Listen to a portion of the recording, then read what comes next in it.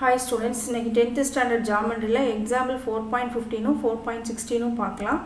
4.15 என்ன கொடுத்திருக்காங்கன்னு பாருங்க. இந்த figure AD is the bisector of angle A if BD equal to 4 cm, DC equal to 3 cm and AB equal to 6 cm. Find AC அப்படின்னு சொல்லி கொடுத்திருக்காங்க. இந்த படத்துல பாத்தீங்கன்னா ஒரு triangle நம்ம வரைஞ்சிருக்கோம். A ல இருந்து ஒரு bisector AD வரைஞ்சிருக்கோம். angle A ல இருந்து அதுக்கு அப்புறமேல கொடுத்திருக்கக்கூடிய வேல்யூஸ் எல்லாம் எழுதிட்டோம். BD வந்து 4 cm, DC வந்து 3 cm and AB வந்து 6 cm கொடுத்திருக்கோம். சோ என்ன கண்டுபிடிக்க சொல்லிருக்காங்க? AC வந்து கண்டுபிடிக்க சொல்லிருக்காங்க. ஓகேங்களா? சோ நம்ம வந்து இதுல ட்ரையாங்கிள் ABC ல angle AD வந்து bisector of angle A. ஓகேங்களா? அடுத்தல இதுக்கு வந்து நம்ம எந்த தியரத்தை யூஸ் பண்ணோம்னோ angle bisector தியரத்தை தான் நம்ம வந்து இதுக்கு யூஸ் பண்ணுவோம். சோ angle bisector தியரம் வந்து என்னது? AB/AC = BD/DC. இப்போ இதல வேல்யூ வந்து நம்ம சப்ஸ்டிட்யூட் பண்ணலாம். A க்கு பதிலா 6, AC க்கு பதிலா நம்ம அதான் கண்டுபிடிக்க போறோம். சோ AC அப்படி எழுதிக்கலாம். BD க்கு பதிலா 4, DC க்கு பதிலா 3. இப்போ இத கிராஸ் மல்டிப்ளை பண்ணலாம். 6 3s are 18.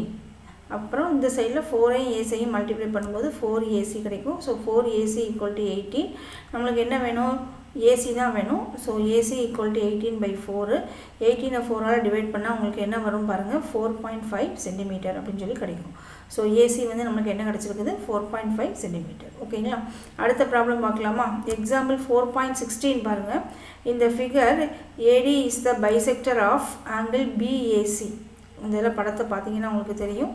அதுக்கு அப்புறம் if AB = 10 cm அப்படினு சொல்லி கொடுத்திருக்காங்க. AC வந்து இங்க பாத்தீங்கன்னா 14 cm அப்படினு சொல்லி கொடுத்திருக்காங்க.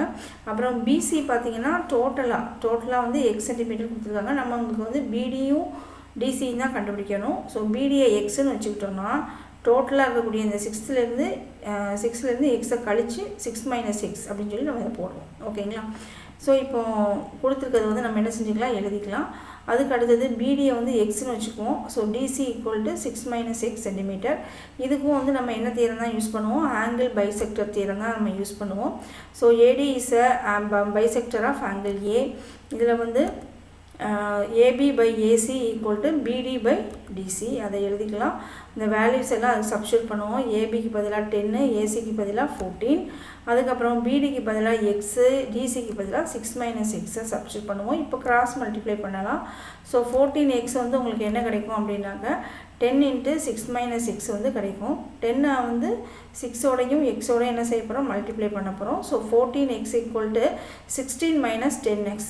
சோ ஈக்குவல் க்கு இந்த பக்கம் மைனஸ்ல இருக்க 10x ஈக்குவல் க்கு லெஃப்ட் சைடு வரும்போது என்னதான் மாறும்? பிளஸ்ஸா மாறும். So 14 + 10x = 16. 14 + 10 வந்து உங்களுக்கு என்ன வரும்? 24x. நமக்கு தேவை வந்து என்னது? x ஓட வேல்யூ தான் நமக்கு வேணும். சோ 24 ஈக்குவல் க்கு அந்த சைடு நம்ம கொண்டுட்டு போலாம். கொண்டுட்டு போகும்போது உங்களுக்கு என்ன வரும்னா x = 60/24. சோ 60 24 ஆல டிவைட் பண்ணும்போது நமக்கு x ஓட வேல்யூ வந்து என்ன கிடைக்கும்னா 2.5 வந்து நமக்கு கிடைக்கும். சரிங்களா? சோ இப்போ வந்து நம்ம BD வந்து கிடைச்சிருச்சு. BD தான் நம்ம என்னன்னு வெச்சிருக்கோம்? x ன்னு வெச்சிருக்கோம். சோ அப்ப DC வந்து நமக்கு என்ன கிடைக்கும் அப்படினா 6 ல இருந்து இந்த 2.5 நம்ம சப்ட்ராக்ட் பண்ணும்போது நமக்கு என்ன கிடைக்கும் அப்படினா 3.5 அப்படினு சொல்லி கிடைக்கும். இன்னைக்கு பாடம் புரிஞ்சிருக்கும்னு நினைக்கிறேன். Thank you students.